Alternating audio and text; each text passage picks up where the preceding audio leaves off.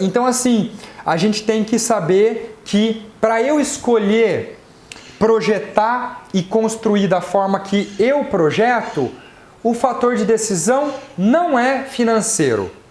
O fator de decisão é: eu gosto desse tipo de construção, eu acredito nesse tipo de arquitetura, uma vez que custa o mesmo de uma construção convencional, que é feita com materiais ruins e ótimos acabamentos, não pensado na sustentabilidade. Meus projetos são feitos com materiais de excelente qualidade, ausência de acabamento, pensando em sustentabilidade. Então, quando for escolher um projeto para comparar com um projeto meu, o único fator de decisão vai ser: quero ou não, gosto ou não.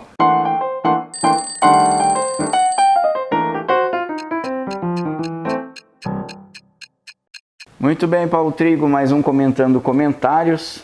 E hoje vai ter firula para alguém. Aliás, comentaram, hoje eu fui olhar lá, tem gente ainda comentando. O vídeo começa no minuto tal. Teve um cara da Caixa do financiamento, então, né? A gente falou muito sobre café naquele vídeo. Mas hoje aqui é objetivo, então, direto ao ponto. Pergunta do Marcelo Tancredo. Paulo, em média, qual o valor do metro quadrado nesse tipo de construção? Se referindo, obviamente, à construção de tijolo ecológico com estrutura metálica. Muito que bem, Marcelo.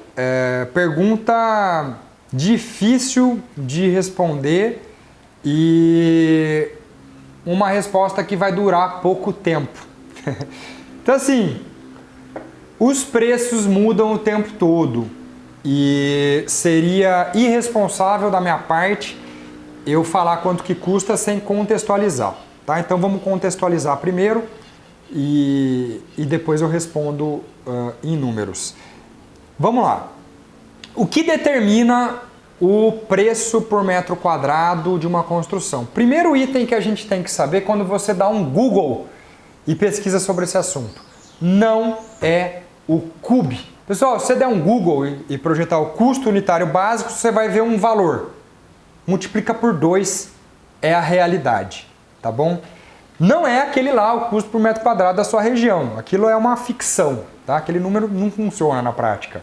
Por quê, pessoal? O que determina o custo das construções são duas variáveis que a gente não tem controle. Veja bem, o custo dos materiais e o custo da mão de obra. Pelas leis de mercado, lei da oferta e da procura, alguma coisa a gente tem enquanto consenso. No entanto, é inegável que se eu comprar esse copo numa loja, eu posso pagar R$10 e esse mesmo copo numa outra loja pode custar R$40. Depende do valor agregado que essa loja imprima nesse mesmo produto. A gente sabe, não é novidade, quando você compra um tênis, uma roupa, ela é fabricada na mesma fábrica da China.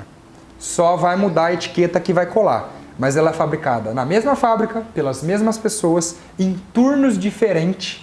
E aí, de acordo com a etiqueta que cola, ela pode custar uma camisa R$30 ou R$300. É a mesma camisa, com a mesma matéria-prima, feita pelas mesmas pessoas, no mesmo lugar. A gente não tem controle. Não tem o controle, o cimento é um só. Se ele é vendido num depósito da esquina, ele pode custar R$35 o saco. Se ele é vendido na Leroy Merlin, ele pode ser vendido a R$50 o saco, né? Vai depender aí do lucro de cada comerciante. Mesma coisa com a mão de obra. Eu posso contratar o João ou o José. O João pode cobrar R$100 por metro quadrado de mão de obra, o José pode cobrar 300, porque o José quer pegar menos obra e ter um valor agregado maior, é um direito dele. Então, pessoal, o que determina o custo da construção, que é o material e a mão de obra, são duas variáveis que o arquiteto não tem controle, né? O arquiteto e o engenheiro não controlam o preço de mercado de mão de obra e de material, mas sabe-se pela média que as coisas custam um certo valor. Os projetos que eu desenvolvo, eles têm como características uma excelente estrutura que faz parte da arquitetura, cuja aparência daquela construção é em função da estrutura que sustenta. Então, eu invisto mais em estrutura e uma das formas de fazer isso é a estrutura metálica, que custa bastante, mas eu posso mostrá-la. Se eu fizer um projeto de concreto armado, que 99% das construções usam, eu tenho ferro. É o mesmo aço, só que ele está escondido pelo concreto, que é feio. Se eu não for um Niemeyer, para deixar o concreto bonito, plástico e escultural, você faz lá o seu pilar retangular, a sua viga retangular, que são feios, e esconde, reboca, pinta, reveste. O revestimento normalmente é muito caro, mais caro do que a estrutura, e eu chamo isso de maquiagem. Eu prefiro usar uma estrutura bonita, uma arquitetura que projete através da estrutura, e isso custa, mas eu economizo no acabamento, eu economizo no revestimento, eu não uso essa maquiagem. Quando eu faço isso, eu equilibrei o meu custo. O meu projeto ele tem um custo maior de estrutura e ele gasta muito pouco com acabamento. Um projeto comum usa uma estrutura muito ruim e maqueia para revestir esse projeto com acabamentos muito caros. E no final, pessoal, sai elas por elas. Sai o mesmo preço. Uma casa de padrão médio, médio-alto, custa a mesma coisa. Se construída no método tradicional, com os acabamentos tradicionais, ou se construída no método que eu promovo e com a quase ausência de acabamentos. De quanto estamos falando? De quanto? Depende. Em setembro de 2023, estamos falando em algo em torno de 4 ou 5 mil reais por metro quadrado. Quanto que está o dólar hoje? 5,04. Pois é. Vamos botar 4.500 dividido por 5,04. Bom, estamos falando em 833 dólares por metro quadrado.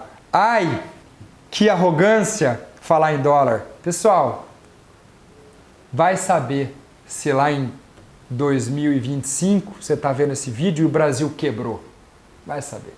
Vai saber se a gente não teve uma hiperinflação e a nossa economia foi arrasada, como está acontecendo nos outros países da América do Sul. Então vamos falar em dólar, né? O dólar provavelmente vai estar aí, 850 dólares por metro quadrado no ano de 2023. Pessoal, é isso aí mesmo, tá? 4, 5 mil reais por metro quadrado, uma casa de padrão médio, médio-alto. Uma casa de padrão alto vai ultrapassar os 7 mil reais por metro quadrado. Tô mentindo? Você que é engenheiro aqui, você que acabou de construir, fala nos comentários quanto está custando aí na sua região o metro quadrado do padrão médio, médio-alto, tá? Então assim, a gente tem que saber que para eu escolher projetar e construir da forma que eu projeto, o fator de decisão não é financeiro. O fator de decisão é, eu gosto desse tipo de construção, eu acredito nesse tipo de arquitetura, uma vez que custa o mesmo de uma construção convencional, que é feita com materiais ruins e ótimos acabamentos, não pensado na sustentabilidade. Meus projetos são feitos com materiais de excelente qualidade, ausência de acabamento, pensando em sustentabilidade. Então, quando for escolher um projeto para comparar com um projeto meu, o único fator de decisão vai ser quero ou não, gosto ou não. O preço vai sair a mesma coisa, tá bom? Espero ter respondido aí a pergunta do Marcelo e gostaria muito que você comentasse aí na sua região quanto que está saindo o preço do metro quadrado, porque tem um projeto meu que foi feito no Ceará ano passado e custou R$ 1.800 o metro quadrado. Eu estou falando de 4, 5 mil, custou 1.800. Quer saber como? Editor, deixa aqui um link para a pessoa acessar o canal da Amanda e do Fernando. Então o canal da Amanda e do Fernando vai mostrar um projeto nosso e eles pegaram ali os comprovantes de gasto do cliente, somaram na calculadora e chegaram nessa conta. O que explica isso? De novo, material e mão de obra local. Beleza, pessoal? Então isso varia bastante mesmo, tá caro, tá, mas quem sabe você faz igual o cliente do Ceará lá, que é a Casa Cariri, em Juazeiro do Norte. E aí desejo boa sorte para vocês. Depois me conta aqui. Um abraço, até o próximo vídeo.